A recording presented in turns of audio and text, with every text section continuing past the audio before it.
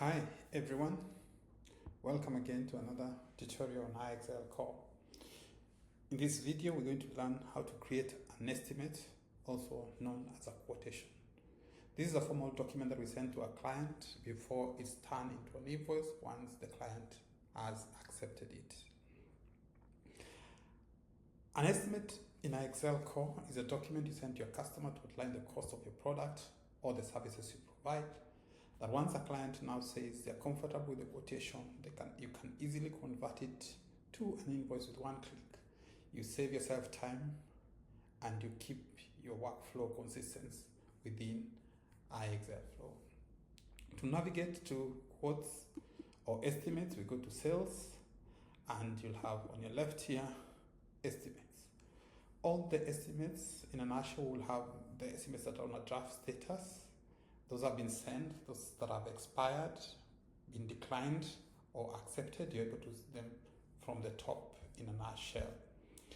All the estimates will be here and you'll be able to view them through a Kanban view for estimates that have been accepted, declined, and we're able to pull out a PDF of all the estimates. To create a new estimate, you could easily click on the button. You pick the client already existing in the system to create an estimate, because an estimate can click or create estimates for clients that are existing. Then the estimate date is today's date, and then the expiry can be changed depending on how long you want to give the estimate. Is it 14 days, more than 14 days, 30 days? You're able to do that. There are various status of the estimates or quotes, and this is on a draft status. You can have a reference. A reference can be any number that comes from the supplier or that goes to a quotation note or a request for quotation, and you can put in the reference there, whether there's any discounts or not, and then we can put in any admin note if you want. Let's say for this we want our products and the customer has requested maybe 10 of the routers. There is no tax for this, therefore we will not pick any, and then we are able to say its quantity, and the quantity is 10 pieces, and then we tick on that. With that, we are able to create a quotation or an estimate. We're able to have the terms and conditions for what the client will see, and if there are any terms and conditions that need to be changed from here, we can be able to easily change from here. This sets up the term or the estimate, and we can save and send, or we can save and send later. If I click send and save later, the system will easily and quickly generate and send that estimate. From here you can see we have one draft, but one has been sent, nothing has expired yet, and there's nothing that has been declined and nothing has been accepted yet. So with that, once we save and send, the client is able to get the estimate. From here, we can view, we can download a PDF and send it to the client. We can view PDF of this estimate in a new window, like we've done here, and the status of the PDF is sent to the client. We can go to more, and from more we can view the estimate as a customer, or how the customer will view from his side. And when we see from the customer, we can see that the customer has the ability to accept or decline the estimate. That is the estimate of how the client will view it from their side.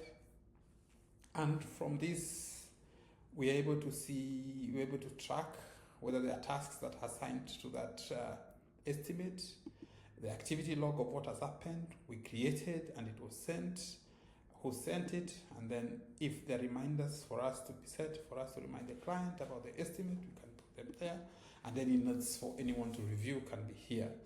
This is email tracking, and it will show that the email has been sent to who and the email has not been opened, and then once the client's view, we'll be able to see that the system is capable.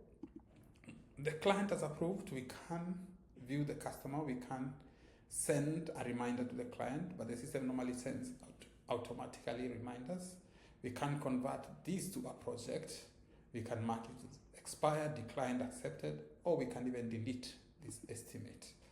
The beauty about iExcel Core is from here we can be able to convert this estimate to an invoice. We do not need again to go create another invoice with the same details, but we can click and just convert by invoice. We can create another estimate, and let's say for this we want to create to the same client. We want to create an estimate, and this time we want to create for a service, and the service is website design. Once I tick that, I can say save and send to the client. The client is able to receive that additional quote, and when we come and view estimate as the customer from the customer window, this is how the customer window will see, and then we can, I want to accept this as a customer. System asks who made the acceptance and the email.